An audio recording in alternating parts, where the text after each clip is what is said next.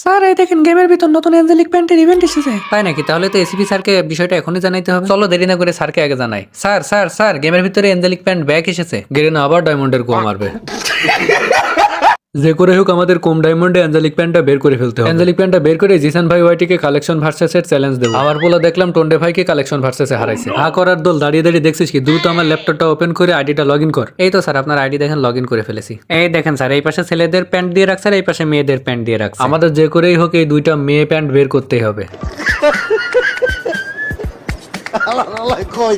শালা বুড়ো কালে কি তোর ভীমরতিতে ধরছে? তুই ছেলে মানুষে মেয়ে প্যান্ট কি করবি? তুই কি হিজলা? অভিজিৎ তুমি স্পিন মারো আর কম ডায়মন্ডে ফটাফট আঞ্জলিক প্যান্ট বের করো, না হলে কিন্তু বেতন কেটে নেবো।